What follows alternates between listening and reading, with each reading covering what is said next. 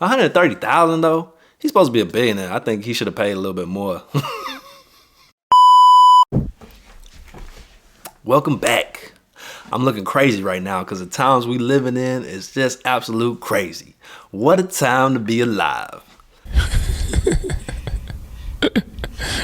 Sensational. DT, the Orange Man, known in the streets as the 45, former President Donald Trump, has just been convicted of business fraud. He was found guilty on 34 charges of business fraud having to do with hush money he paid to former adult film star Stormy Daniels.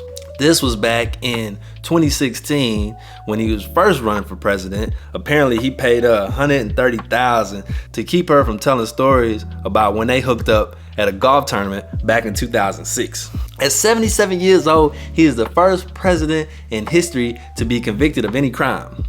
I doubt he's the first one to commit a crime, but he's the first person to get convicted. It ain't illegal if you don't get caught, right? It wasn't the hush money that was a problem. It was the way the payments were set up. They were arranged to look like legal business operation transactions. I guess he assumed that keeping somebody quiet helped business operations. What's crazy is this isn't the first time he got accused of this. Apparently he paid to have a story killed about him and a former Playboy model, Karen McDougal. $130,000? He a billionaire. That's pretty cheap, right? He's to be sentenced on July 11th. From there, he has 30 days to file an appeal. He will, I'm sure he will. From that point on, they'll have 6 months to gather any documentation, prepare their opposing arguments, and get any information that'll help with the appeal. Now, it's unlikely that he'll be going to jail, seeing that all these charges are Class E felonies. They're on the lowest level when it comes to New York law, and him being a first-time offender, that does work in his favor. But we'll see what happens when the sentencing happens on July 11th. The real question is, what's this gonna do to his presidential campaign? Can he still be president? Well, he's over 35 years old. He's been living in the US over 14 years. He's a natural born citizen. That's the only requirement, is to be leader of one of the most powerful countries in the world.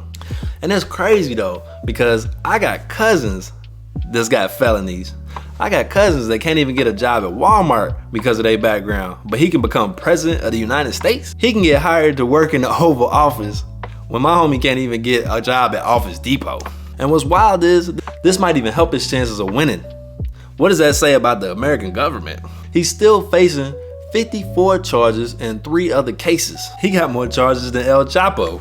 So now that Trump got more street cred than ever, it seems like supporters is coming out of the woodwork to stand 10 toes down with a gangster.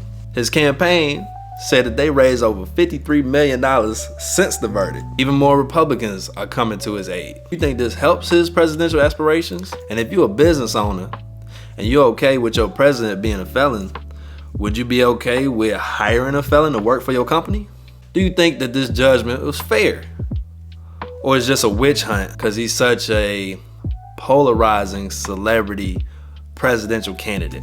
Let me know how you feel. If you like this video, drop a like, hit the subscribe button, hit that bell notification so you get notified. Don't forget, the world is yours. Catch you on the next one. Peace.